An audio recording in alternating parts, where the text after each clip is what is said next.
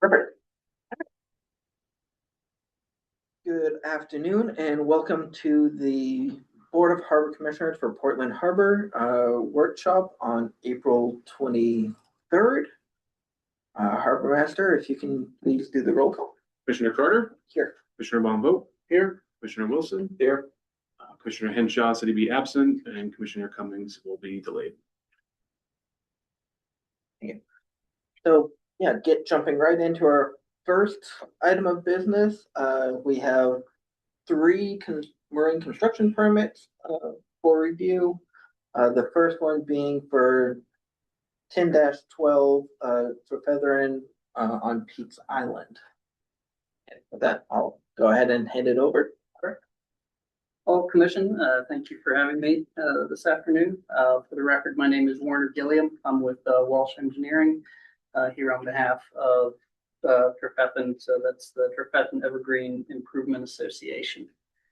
For those of you that I'm assuming everyone is aware what Trefethen does out on Peaks. They're a quasi community organization out there that they sponsor and do summer boat classes for youth out there on site. They're a community asset for the Peaks community out there. Property that they have out there is improved with tennis courts, pickleball, and certainly the clubhouse is used throughout, primarily in the spring and summer season for boating activities, classes, and things of that nature for the community out there. The project that we're engaged with for them is a multifaceted. I'll give you kind of a quick overview of the whole project, and then I think we can focus in more on the pieces that are of interest to the commission. So we started with Trefethen looking at initially just doing some shoreline stabilization work out there on the property. They had experienced some coastal erosion and things of that nature. Then the January 24 storms hit, and they certainly encountered a fair amount of additional erosion out there on site. They also sustained some, I would call minor to moderate building damage out there as a result of those storms. So they had some footings that were, were undermined. A lot of the skirting around the building, was damaged. One of their boat launches was damaged pretty heavily. So it prompted a broader conversation with them, just in terms of what they wanted the future to look like for Trefethen.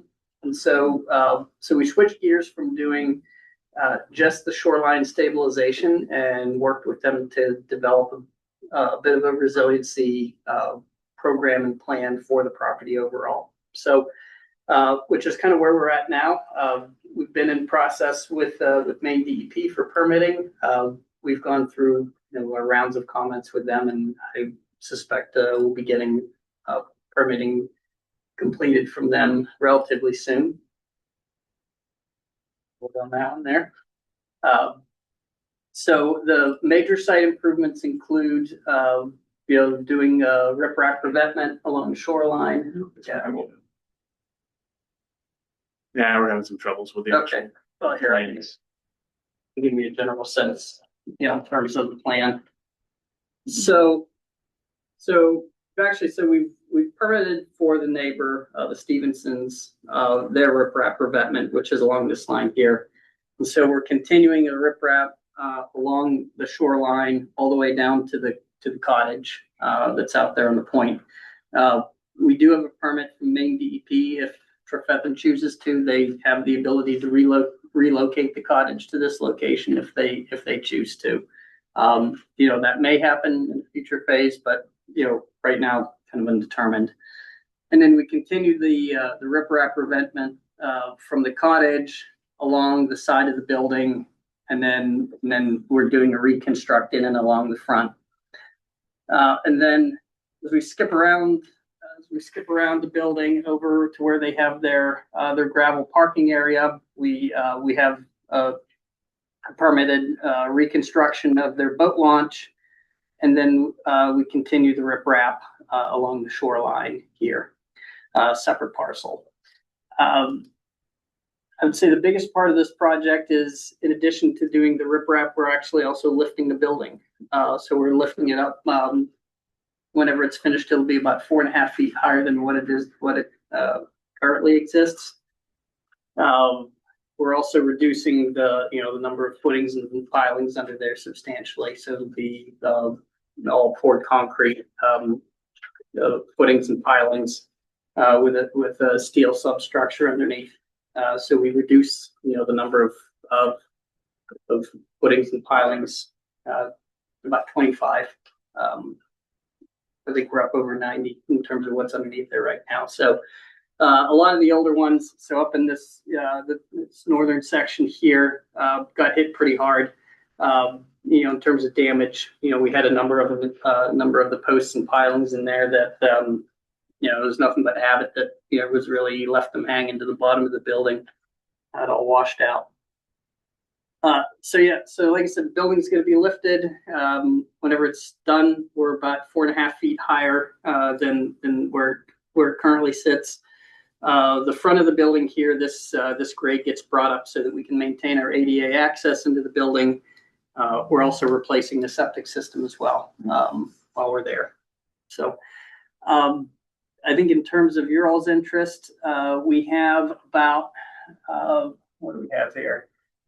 We've got it noted as 547 square feet of impact below the hat here, and just in terms of riprap, there's a small portion that comes out, existing riprap that's removed. And I think that gives us a net number of 463 as far as hat impacts on this side of the building here. So as far as folks doing the work, we're anticipating Great Falls Construction is going to be the GC for the project. Overall, we'll be using LPA on site for the site work for the septic, foundation and footing work, and certainly all the riprap. And then Mary Brothers as a contractor, it's going to be doing the lift. So that's the project in a nutshell. There's a lot of moving parts to it for sure. So, in terms of reception, I mean, I think the association, they're excited about it. I'd say they're a little nervous. It's a pretty big undertaking, to do a project of this scale and scope. I mean, we're looking to get them through. They'll get through the summer and the fall, and if everything moves forward, we'd be looking at probably late fall for construction start.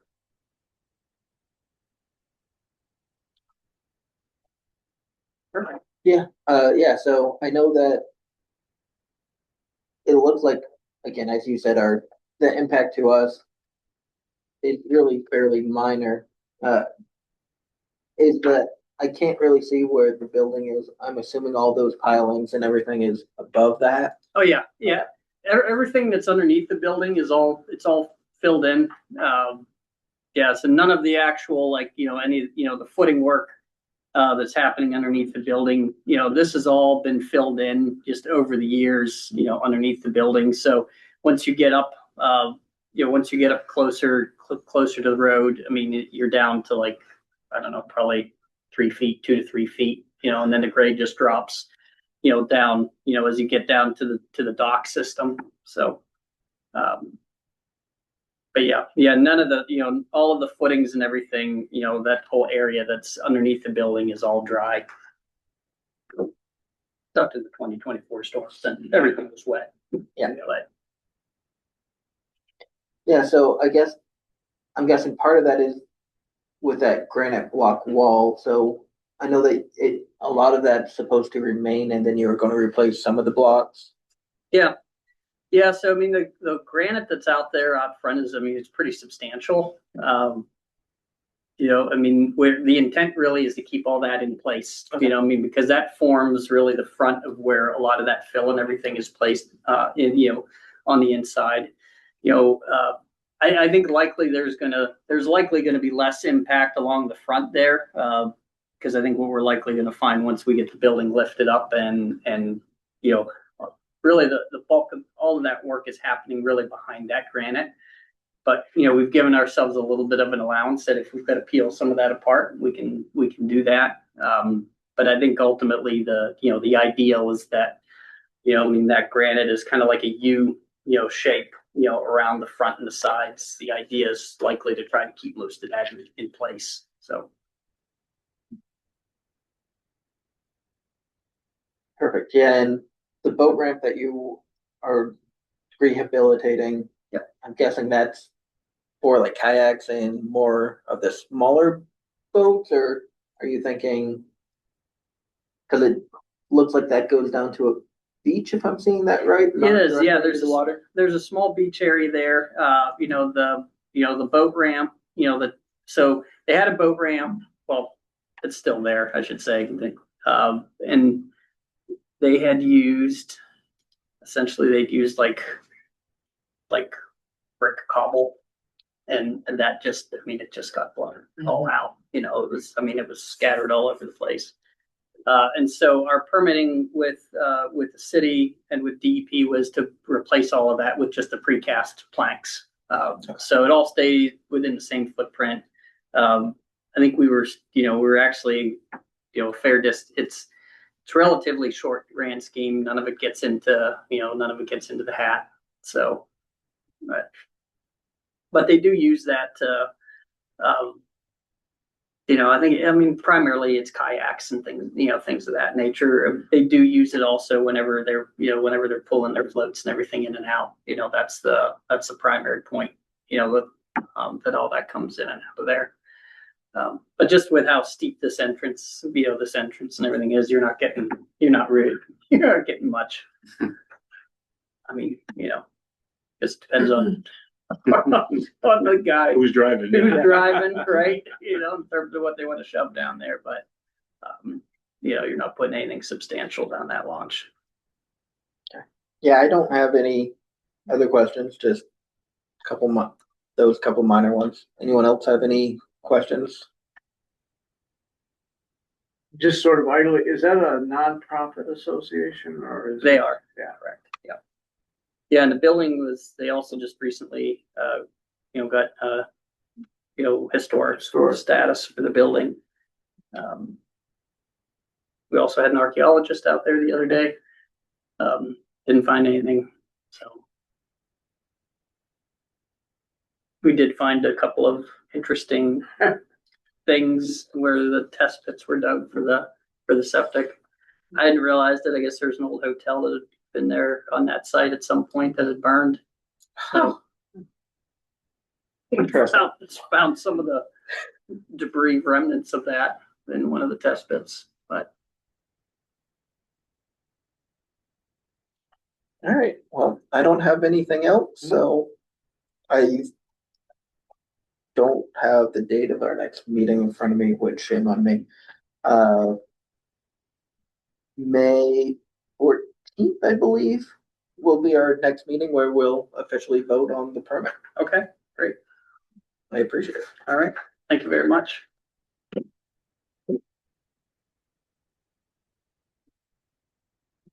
Moving on to our next application, we have Customs House Holdings LLC for work at 87 or 86 Commercial Street. Order the Commission, Steve Bushy, Goro Plummer, soon to be LJB Engineering out of South Portland, here on behalf of the owners of Custom House Wharf and Main Wharf. John DeBar and Steve Goodrich, usually folk might be familiar with all of them. And the proposal that we put forth here, they want to expand the decking area, boardwalk between basically, I'll call it Boone's porthole side on Custom House over to the Main Wharf out behind the dry dock. Steve Goodrich also owns the 84 Commercial Street where the dry dock restaurant has been now reinvigorated a little bit. They expanded their outside decking and so forth. So the expectation or hope is to try to enhance this a little bit to get better pedestrian connectivity. If you've gone to the Booms or Porthole, you gotta walk through the parking lot to get there. They are trying to figure out a mechanism to improve the solid waste collection, because that's always a little dicey. You know, they get dumpsters and stuff there. It's also an active parking lot, pay for parking lot. Benefits obviously all the users there, but others, whoever wants to pay. So they want to put in a 20-foot wide, timber supported decking, pretty much similar to what's already out there on the Booms. Get that so they can come across and then tie into the existing walkway out behind the dry dock. People can then walk out behind the main building, main wharf building. Obviously have access then to scales on main wharf as well as Street Ross, all the other places there. So we know it's a really busy place in the summertime, in particular with all of the traffic, and in particular when the cruise line boats are coming in and people and so forth. So it all made good sense. Now, the other aspect of the work, though, is besides putting in 30 timber piles here and then the decking structure and so forth, that's going to be in front of that bulkhead. You can see this a little bit here. So that sheet pile bulkhead installed how many ever years ago? Scotty, Lynn Scott seemed to think that HB Fleming did all of that work, and he's going to be the guy who would build the boardwalk here. And he's like, Steve asked him about what should I do, because it's starting to tilt a little bit, and he thinks maybe some of the anchors have maybe corroded over time. Our solution is let's just put a bunch of big heavy riprap in front of it to try to keep it from feeling much more or beginning to tilt much more. Obviously, of course, there's parking lot there. Driving sheeting in front of it, brand new, gets to be pretty expensive and costly. And so this is kind of the low economic view of it. Just put some large heavy riprap in front of it. It would be underneath this boardwalk expansion. So drive the piles, put in the large riprap, and then build off the rest of the boardwalk, and they work good for a lifetime here, hopefully. So that's the extent and scope of the work. Really, that area, as you can see in the pictures here, a few ponds and storage of some of the floats that John and Steve have. They're not looking to do anything along the areas where they have vessel berthing now for some of their tenants. Casablanca will stay as is. They have a little landing for their gangway to get down to the floats that serve the Casablanca and probably some of the others as well. That would just get pushed off and attached to the new boardwalk piece. Shouldn't be any big particular issue with any of that. Otherwise, this area just seems to be a collection point for a lot of nothing and trash and junk and so forth. Obviously, they got to continue to maintain the area as best they can because they have a lot of people here, and I don't know how well they do relative to the management of everything for these businesses and, you know, the cans or whatever going overboard, but don't know if there's an issue there or not. I'm just kind of making a subjective observation. I don't go to the Porthole or Booms really on a regular basis, but I've been by there enough times to see that on a Saturday night can be pretty busy. So really, motivation is pedestrian connectivity, and then some repair to or support and restoration here to the front of that bulkhead. Glenn Scott says that all the work can be done from the parking lot. Probably just have all the riprap delivered on a flatbed, extend over with a crane or a large bucket excavator and put that in place. Seems pretty straightforward. Installation of the piles, 30 timber piles. You know, he was telling me, couple 2-3 days, be too much of a big deal. Probably prefab much of the decking and to slide it in with a crane and then attach it to the piles and move on. So I know it sounded as though, and I didn't remember in the last year or two, sounded like they had done maybe some similar work on Custom House. I don't know where that they did any of that work, but and now there's probably going to be some upcoming work I would expect as well, the repair to the fire damaged area. So. I think that they're still, trying to maybe do this work this summer. So we're going ahead with the permitting of it all. DEP's got it, haven't had any discussions with them. Army Corps, actually, said that I could streamline the permit application. I basically submitted a full individual permit for it. And like, yeah, we don't think you need that for the level of work that's being proposed. So I got to catch up with them, but, that felt, okay, that's good. See where DEP lands on it. Made contact with all of the various, Fish and Wildlife people, and all of that. There's nothing that stands out here relative to this particular location, so. And, certainly falls within purview here of the Harbor Commission as well. Yes, Upkeep and liability that goes to the DeMills and the Goodrich Corporation, LLC. Yeah, so you got Custom House Wharf and County Road LLC, which John Jabbar is basically that name behind that, although I think Steve is also part of that. And then Main Wharf LLC, I guess learned or been advised. Steve is more the figurehead for Main Wharf. But both of them are somewhat interchangeable. I couldn't tell you exactly who owns what. They have the names for them, but John seems to be an operational guy handling all the tenants and management of the wharves, and Steve's a little bit in the background, but I think has pretty keen interest in how they're handled and trying to make a go of the wharves. so I don't think it necessarily impacts our permit, but just for our record keeping. I know that the line, looking at your drawing, is like 3/4 of the way down the pier, sort of where the property lines. Property line is right. So is the plan that one property would own all of this, or is that property line going to kind of continue through it, just so that we can have that in our records of who, what? That's a good question. Let me find out how they think they're gonna be. Right, handling. I know the application is both of them, so Yeah. that shouldn't impact our permit, but Yeah. just end of the day.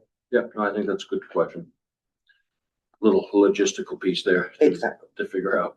This is open to the public. Yeah. Process. I mean, are there any historical coding or zoning implications for this? Does it have to be a certain type of wharf? Because a lot of historic buildings kind of in that area. Are there any specs about the visible presentation of them? Have not had the discussion yet with the city, and I'm thinking you're referencing more or less the local historic, folks. That's a good question. Probably ought to raise that flag with them and see if they have any particular issues. I had contacted because I had to for the court, the historic preservation office, and they're like, yeah. Nothing. Yeah, and then my other two questions I had is, if I'm looking at the decking plan correctly, is it going to be below the existing grade? Is that what I'm seeing? So the parking lot will be a little bit higher than the decking will, but the deck will be, or are they going to be flush? It'll be actually a little higher. It'll match the decking that's out in front of porthole and booms. And there's a little bit of a ramp and step up. You can see that here, the ramp, and there's a little set of steps to get up maybe 12, 14 inches Okay. from the parking lot grade up to the booms level, and we'll have that equal with that. So there's a little cap on that bulkhead now. Going to be probably 8 inches above that, I want to say. Okay. Picture. Yeah, I was looking at Yeah. sort of the HP Fleming drawing, and it looked like it was a little bit lower. Right. Yeah, no, that was part of my concern, because, I was looking at that drawing and it just looked a little bit lower than existing grade, which seemed odd to me, but, and then my other question, I know that you said that they're not really planning any changes for the ramps. Just looking at it, it looks like there's sort of a landing platform on the float for the Casablanca, and you're moving like 20 feet out. So just want to make sure that they're just sort of moving that landing platform out. It looks like it takes up most of the float, so I'm not sure how helpful the area behind it will be. And yeah, I know that there's some floats and everything on the main wharf side, but sounds like that'll just sort of get shifted along what they have there already, not Yeah. necessarily a big issue. But just wanted to confirm that they're not changing anything they're doing for that float as a result of that.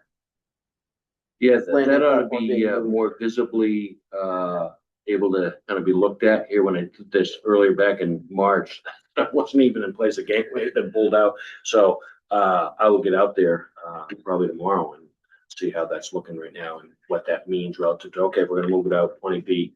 Where's this land? What's that look like on the floats? Yeah. I think the last couple times we've been out there, the floats were like not in good shape. They were half tipped over. So hopefully they fix those for the season. Yeah, otherwise, again, I know that I'm down there, or have been down there a decent amount over the years, and definitely look forward to having that interconnected connection. And Seemed to make good sense, because it's kind of a hopping place. I was surprised when I right this out. I'm like, oh yeah, kind of Boston Harbor and waterfront and all of that. How many restaurants? Oh, cow, there's like 8, 9 restaurants just right there. Yeah. Geez. Okay. Any pathway lighting on the dock? Hadn't talked about any of that at this point in time. I think I went by porthole here. They're like lit up like a Christmas tree. It seemed like. The porthole is the parking Yeah. lot and over to the backside of Yeah, um I can find out a little bit more about that as well and what there is the for other place. The revisited one there. Yep. It's dark. It's dark over towards the dry dock. dry dock. In that, Yeah, that and corner. that parking lot is Yeah. dark. That's not good. Yeah, I was just, yeah, I don't know. It's just a recommend suggestion. I have no Yeah. idea if we have any authority, but some lighting, even Yeah. solar lighting or something would be probably. Yeah, a little something. Save the off Bolton of Fire that. Department. Right, yeah. Somebody up. And the new dock, the new deck area of the dry dock restaurant. I mean, second level of that would be like maybe an ideal spot, but then again, we don't have any glare and all Yeah. of that, but yeah. I will find out if they're interested in there. At least continue maybe the porthole lighting. Big party out there. They always, every Saturday night there is. any other questions? Perfect. So again, I don't think we have anything that would hold it up from approval. So again, look forward to sort of those answers, and Yep. we'll see you again on May 14th for final approval. We've, Mhm. the notification piece, public notice side, I don't even remember. Am I responsible to do the public notice piece, or are you, I think I've given you maybe an abutters list. And is there supposed to be a public notice posted for the public hearing? So we'll post for the public hearing, the notice on our website. Yeah. I don't entirely remember our rules off the top of my head. We can look at that. I think you're responsible to send a notice to the abutters, but not 100%. So Yeah, I just. I'll- Off the top of my head, We can have answer for you first. Yeah, just do it, because I think, I do recall saying it was like 7 days, maybe before the meeting, or the 10 days before the meeting, and that would give me like, all right, I gotta do it like by next Monday. Yeah. Tuesday. yeah, I know we normally try to post our agenda about a week before, but yeah, I think, again, I don't remember the exact dates, but I think that's right of you. It's supposed to be sent to the butters like 10 days before, but I don't, we can look it up and get you in. All the abutters, Hmm. I forget the distance on the DEP permit. got a letter already. Everybody's aware of it. I've had a couple of phone calls, people like, yes, pretty excited about it, so. Haven't had anything negative yet. Perfect, yeah, thank you. We'll send you an email tomorrow, Steve. Thank you so much. All right, and moving on to our third application, for DeMillo's. Hi there. I'm joining remotely so I can be there in person. Hear me okay? Can you hear me? Yeah. Okay. Lisa Vickers with GEI. I am going to share just a bit of an overview of this project.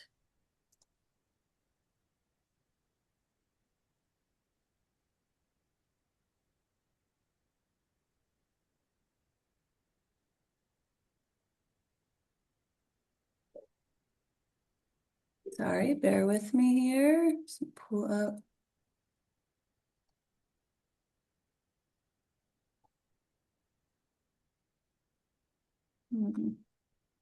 Okay.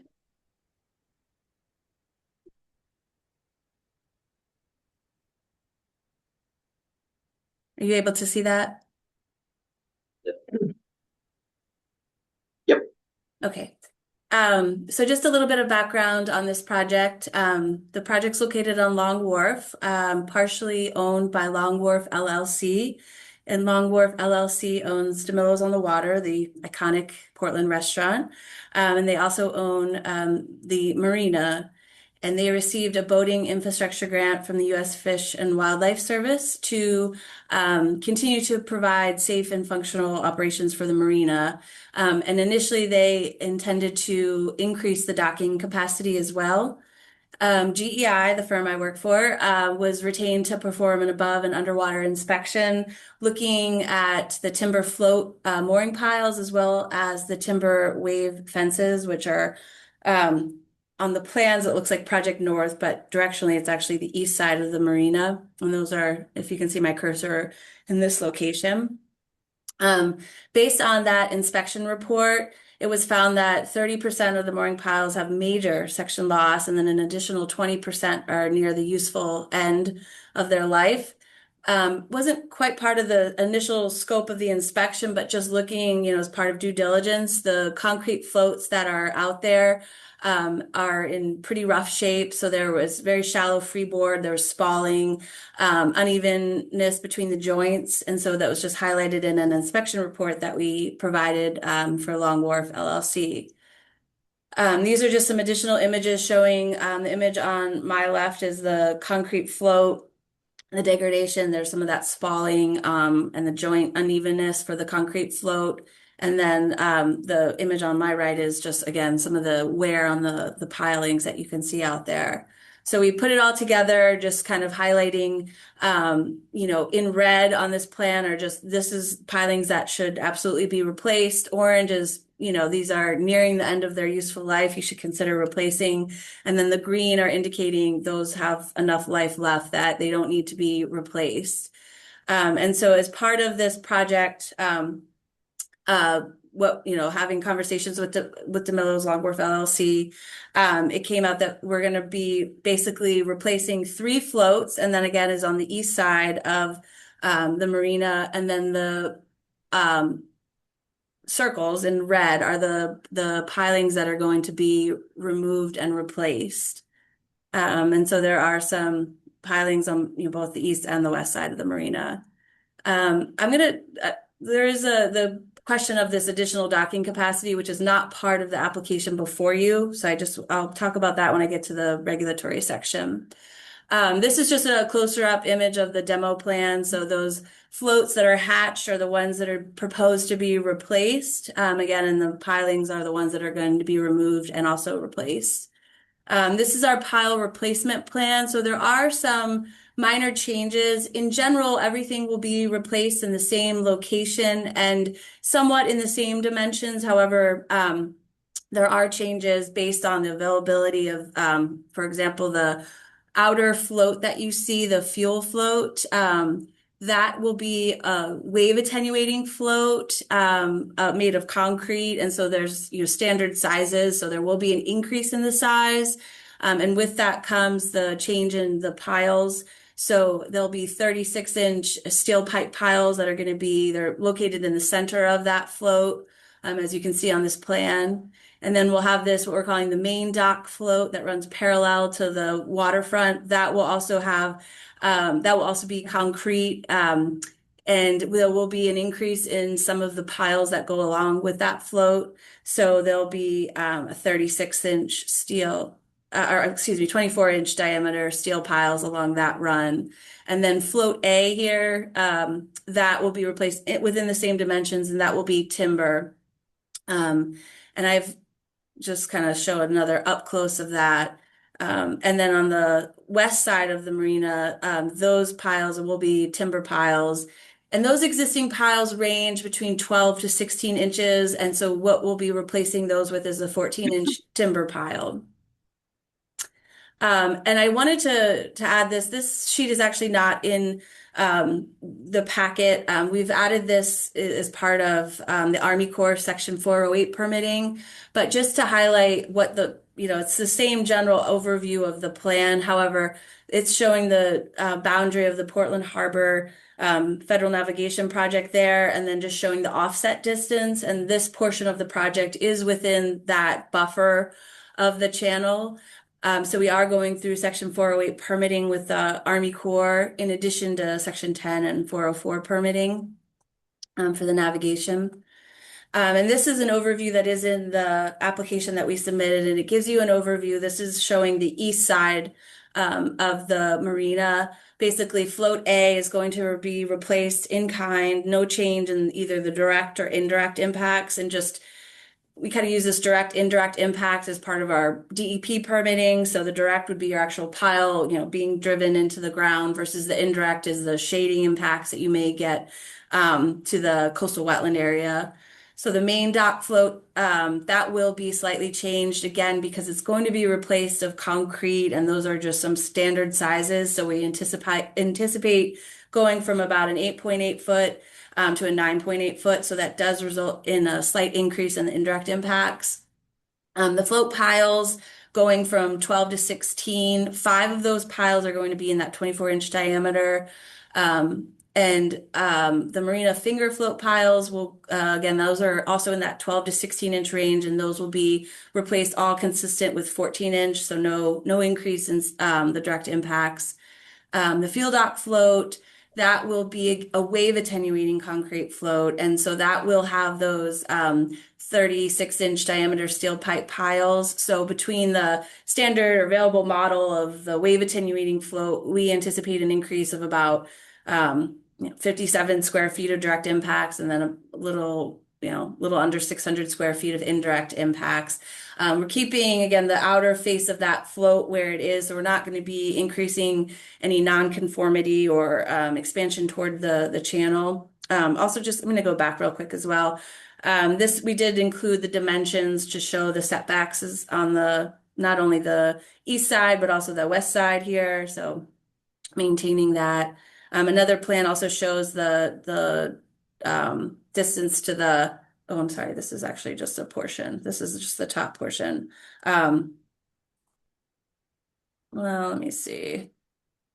I know in one of the plans that in your packet, let me just call it out while I'm on this topic. Sorry, sheet V 101 shows those distances from the edge of the floats to the Portland Harbor Channel, as well as to the property line. So just making a note there. And then for the west side, or if I kind of refer to it, if you're looking at the plan on the south side, again, those piles are just going to be timber piles.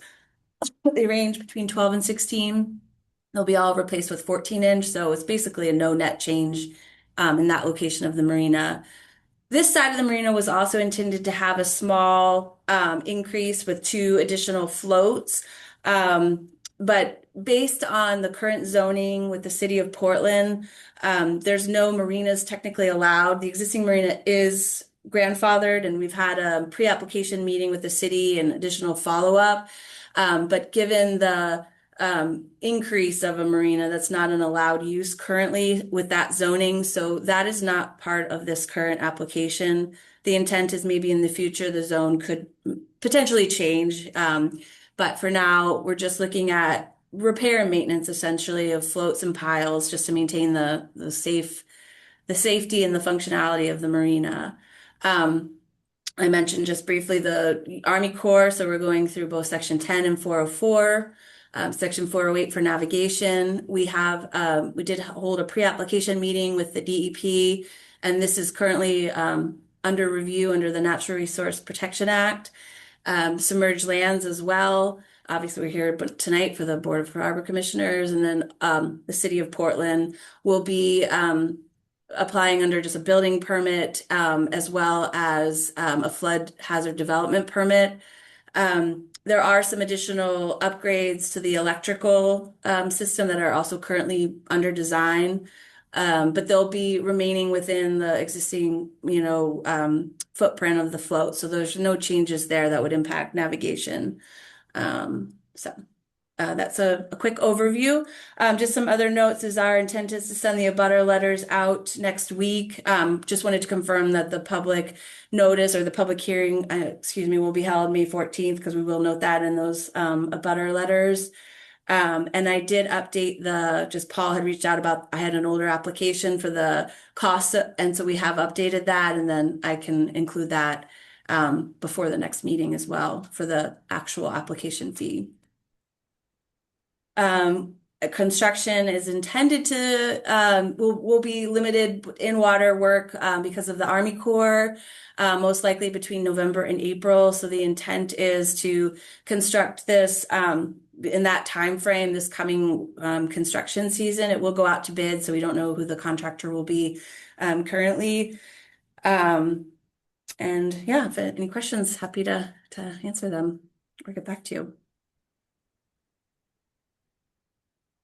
Perfect. Yeah, I'll go ahead and jump off. So it looks like, if I'm looking at the plans correctly, as you said, most of the piles are a replacement. Are all the new ones essentially along the main dock or the fuel dock? Is that what I'm essentially seeing? Yes. And every is replacement? Okay. And then I know that a lot of these are meant to be replaced in the same location. I'm assuming you have a plan, and I believe we would, if it happens, if we could get notices of, I'm assuming if it doesn't pull up, you'll cut it below the water line and adjust a couple feet. But I think we would like to just be aware of if that happens, so we know of navigation hazards. Sure. Okay. And then the last question I had was, it looks like the fuel line is encased in the concrete decking. And I guess my question is sort of, where are those move points where there could be potential spills or anything like that in relationship to that? Is it pretty much solid from the land out, or is there other moving parts to that dock somewhere where it does look like the fuel line runs all the way through it? Yeah, I can get more details as far as I don't see, because I believe the fuel line has already been at least the fuel tank has been replaced in the parking lot area. But I can get a better maybe drawing. I don't believe our section include. Well, let me see. I'm trying to remember. Yeah, your section I mean, on the float on S402 showed that it was in the float, so that I'm just sort of asking, like, is that a solid float all the way through, or like what are the moving parts there, so that, again, I am sure that it's well built, but just would like to know what the potential spill hazards might be there. okay, yeah, I can get you that information.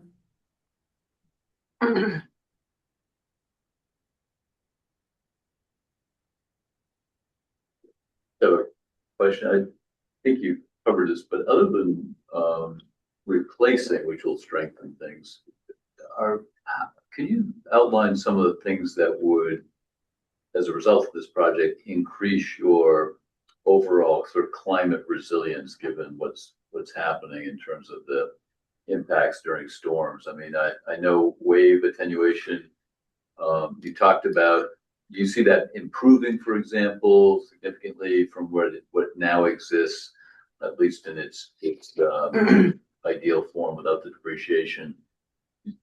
What can you just summarize quickly, like what are some of the things that you see, if any, that would actually make this more climate resilient compared to Sure. its original design? Right. So, I mean, the existing float on the end here, it is degraded. And again, the freeboard is not what it should be. So it's more shallow and susceptible to overtopping. This face, you have some of these wave fences along the east side here, that are in okay shape.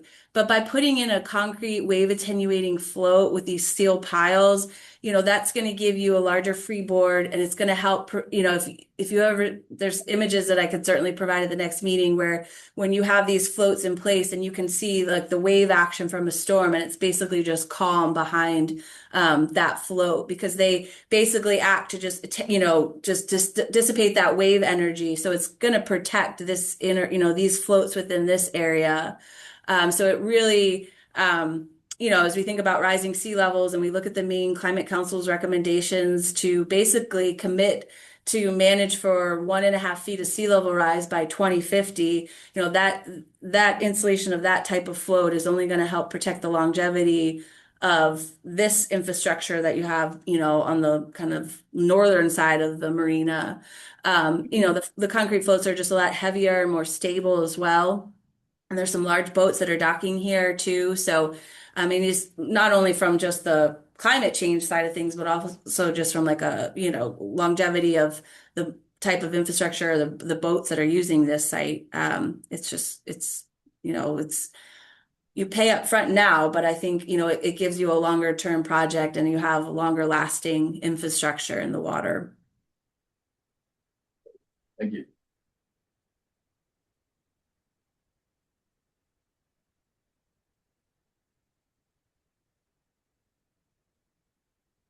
Any other questions? No, I'm just curious, was this part of the dredging already complete? Thank you. I didn't mean to ask that one. Yeah, Yeah, I don't know is Luke in the room? I don't know if Luke is there. No. I know it is part of the plan for dredging. I don't know the schedule of when this is going to be dredged. I thought it was supposed to happen this winter, but I don't believe it did. But I might be wrong on that. So I might have to get back to you on what the current status is. But yes, this is included in the harbor dredging. And that will impact our construction schedule, because if it has not been dredged, then obviously it's going to push things back, because you don't want to, you just rather, I think, have this dredged and then do all this other new construction after.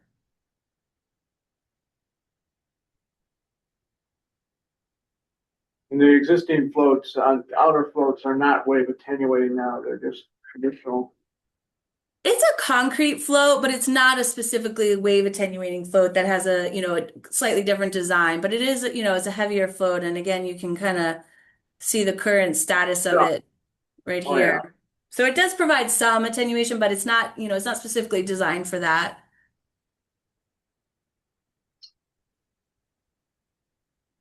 Thank you.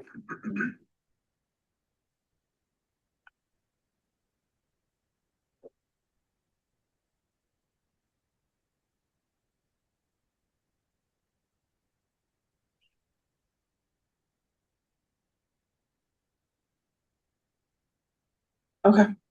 Any other commission questions? Okay, perfect. Then, yeah, we'll see you on May 14th for our public hearing. Great.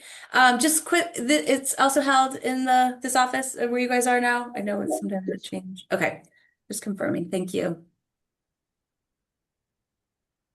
Perfect. Yeah. Thank you for your presentation. Thank you so much. All right. Bye. Thank you. Yeah, moving on, Harbor Master, do you have a report you'd like to make? Just a brief one. Just a few updates for you guys, so.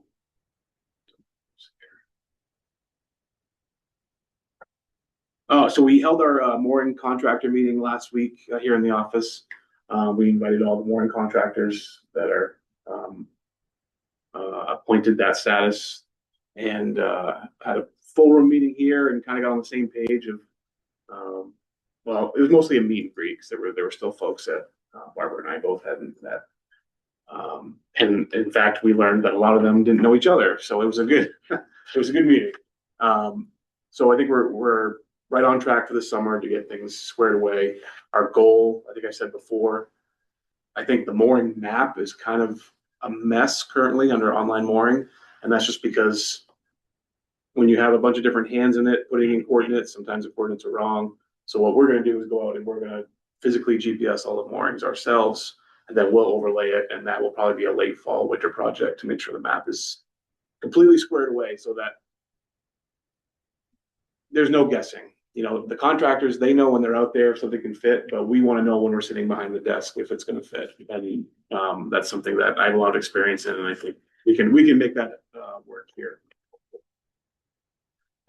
Sea trial for the Ripcraft is expected sometime next week.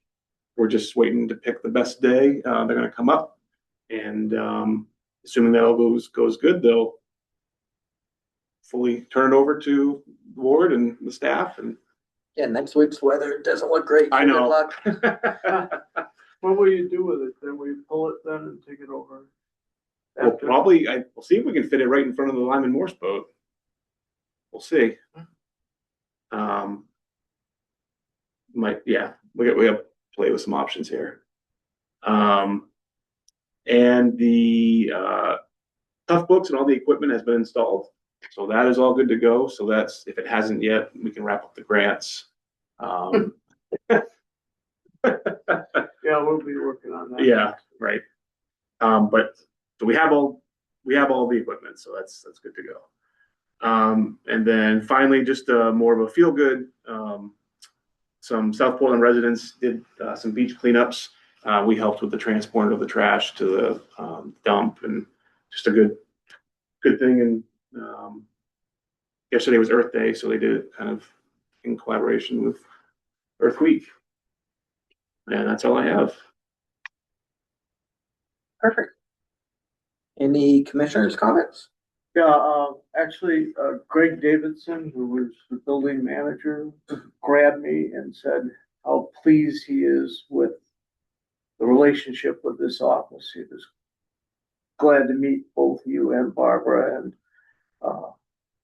he just wanted us to know how happy they are, and that I can say that was not always the case, having been in this building since 2016. Congratulations. It was great to meet him. Yeah. It's good to put a face to a name. I Right. hear the name all the time. I just didn't know who he was. Well, he was very complimentary, so.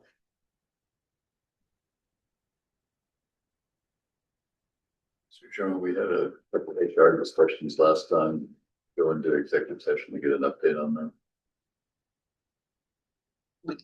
Can't actually enter an executive session at a workshop because we have to vote on it. We can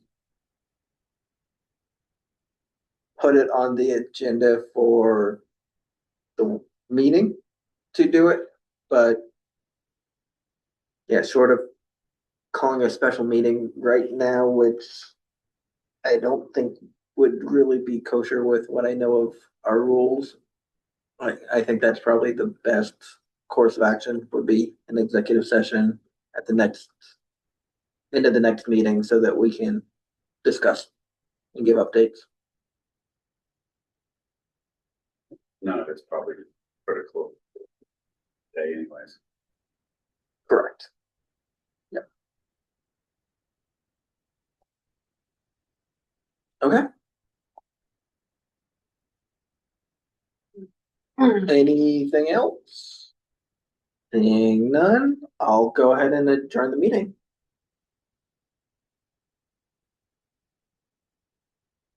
Mouse is, instruction.